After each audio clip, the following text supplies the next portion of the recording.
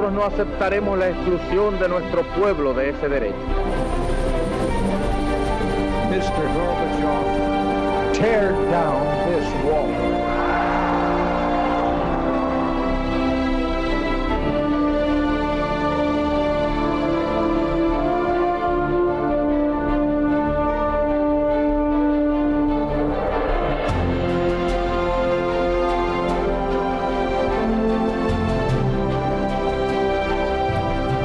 Señoras, caballeros, bienvenidos a Tiempos Modernos. Hay en la historia del siglo XX un acontecimiento capital, que diría Mariano Rajoy, y nunca mejor dicho, por cierto, porque fue la crisis de 1929, el crack bursátil que desencadenó una gran depresión y que significó, el primer colapso importante del sistema capitalista como sistema y, en segundo lugar, unas transformaciones de carácter político y social formidables en todas partes, porque, claro, aquello repercutió en todo el mundo, particularmente en todo el mundo occidental, en Europa, en los Estados Unidos, y en términos políticos fue una revolución, y sería, por cierto, una revolución. ¿Qué ocurrió en la crisis del 29? ¿Por qué se llegó ahí?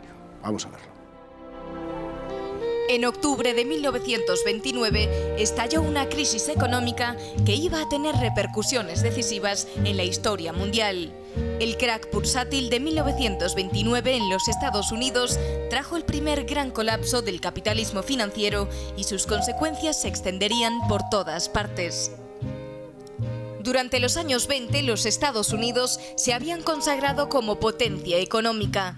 El sistema fomentaba el consumo. Este aumento de la demanda favorecía extraordinariamente el desarrollo industrial y la expansión industrial. A su vez, se reflejaba en la bolsa y en la compra de acciones. El mercado de valores alcanzó una dimensión enorme.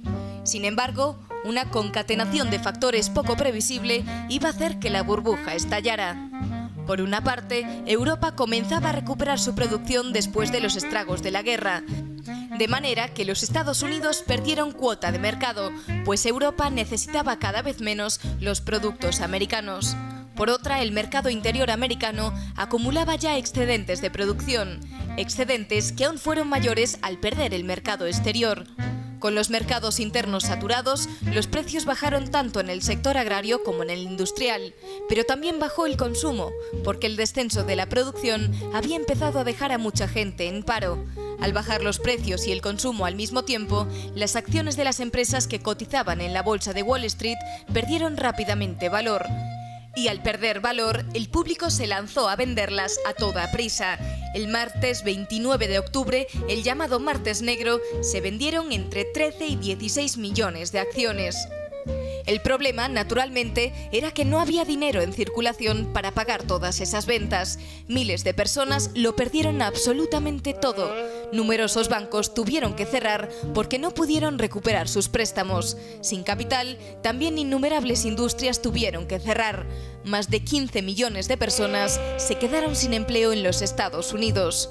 Con la economía norteamericana colapsada, el resto del mercado internacional empezó a resentirse a su vez. Los bancos estadounidenses retiraron sus capitales repartidos por todo el mundo, lo cual afectó gravemente a los países que operaban sobre ese dinero. En el caso de Alemania, que dependía abundantemente de ese capital, las consecuencias fueron desastrosas. El crack de 1929 fue la primera gran crisis del libre comercio. En una época en la que también estaban quebrando las instituciones parlamentarias, las consecuencias políticas fueron determinantes. El liberalismo se colapsaba y en su lugar emergían políticas proteccionistas y de autoridad. Desde entonces, la sombra de las burbujas no ha dejado de acompañar al sistema capitalista. La sombra de las burbujas, Fernando Paz, muy buenas noches. Muy buenas noches. ¿Qué hecatombe fue aquello? Qué hecatombe, sí, la primera gran hecatombe económica y quizá la más grande, no sé, en dura pugna con la del 2007, pero claro, en circunstancias diferentes también. Esta fue más fuerte y erosionó más, digamos, los cimientos de Occidente de lo que lo ha hecho quizá la actual, ¿no?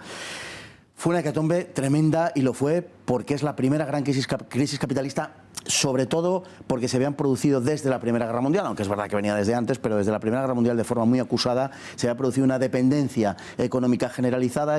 Estamos ante una globalización ya que podemos denominar como tal y una dependencia de las economías occidentales, fundamentalmente de la economía norteamericana, que se había convertido en el gran prestamista durante la Primera Guerra Mundial de los aliados, y eso había condicionado toda la política económica de los demás. Luego vendrán los felices años 20 con su sobreproducción, y felices sobre todo, por cierto, para los norteamericanos, para los demás no tanto. Claro, efectivamente, ¿no? Hay que recordar lo que pasaba en Alemania o en Italia en aquellos felices años 20, ¿verdad?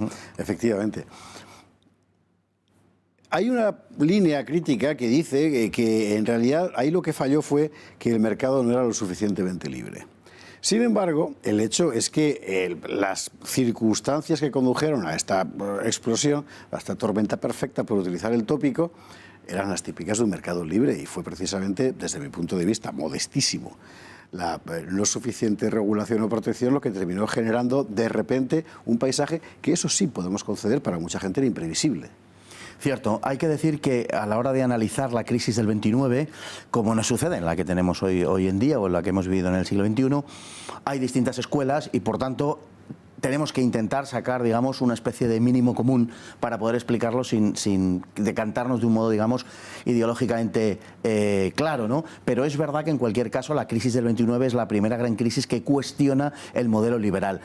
Parece poco discutible que son los países globalizados, los países más liberalizados, en definitiva, aquellos que la sufren en mayor medida.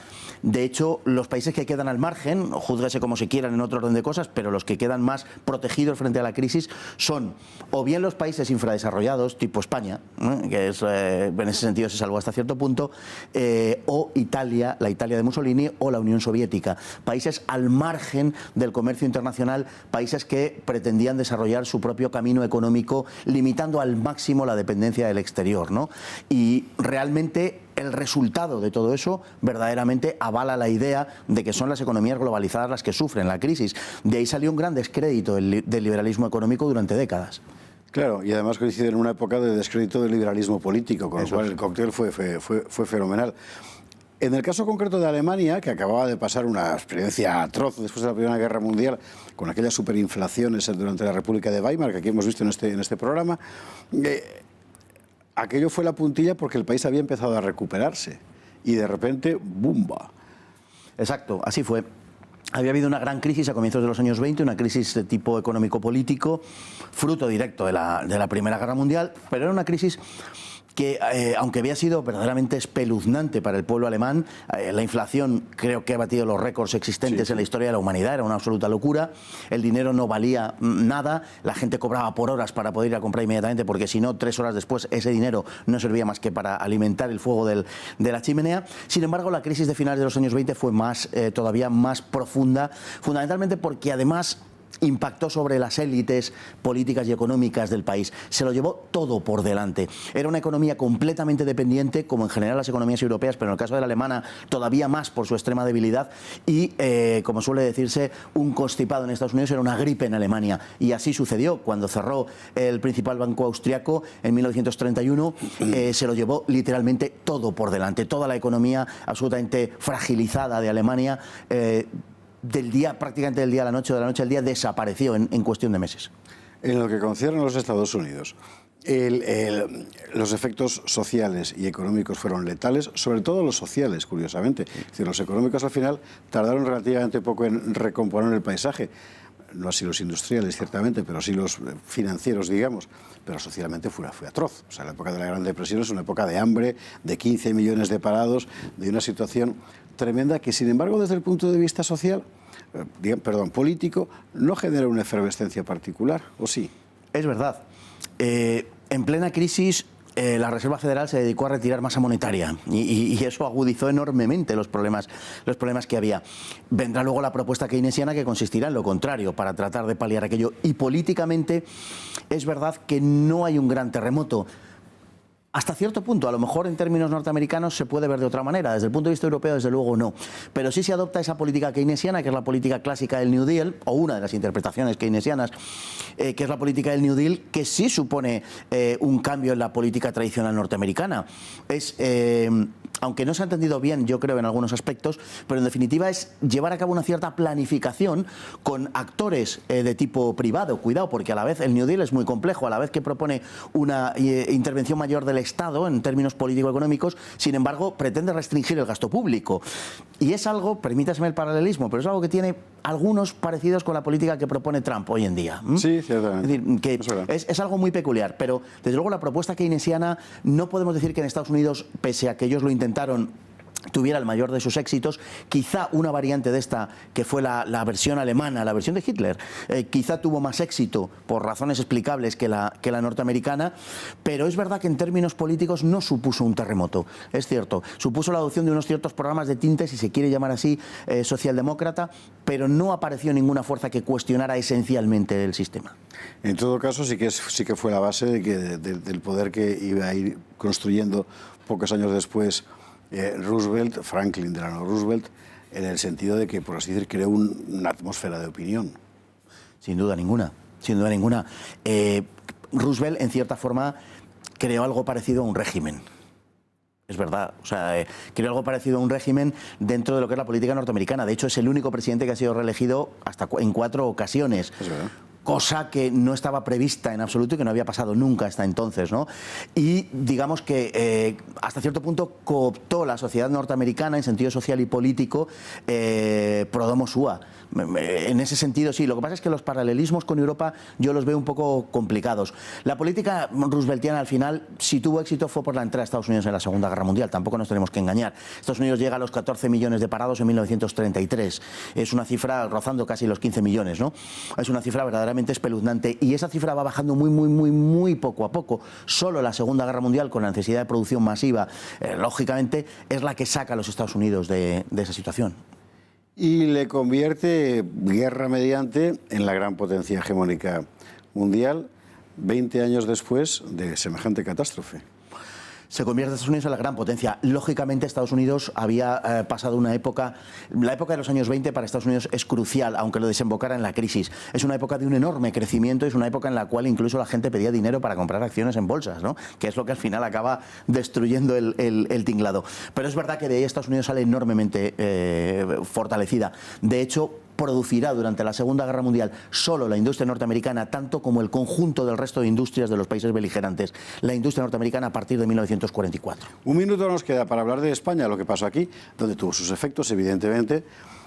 Pero bueno, en realidad casi le cayó más la cosa encima a Miguel Primo de Rivera que otra cosa, ¿no? Sí, verdaderamente la crisis del 29 tuvo digamos que un impacto bastante colateral, generó un cierto paro, pero eran 700.000 parados, no era mucho. Lo que pasa es que en España, como en otros países de Europa, aunque más acusadamente en España, había una desprotección social enorme, y eso también hay que tenerlo en cuenta. Un efecto colateral a más largo plazo de la crisis del 29 es, digamos, el desprestigio de las políticas liberales. La autarquía que luego se producirá después de la Guerra Civil Española, aunque tiene un componente ideológico, tiene también un componente político-económico muy importante de desprestigio del sistema liberal, del laissez-faire, y por contra del papel protagonista del Estado, ¿no?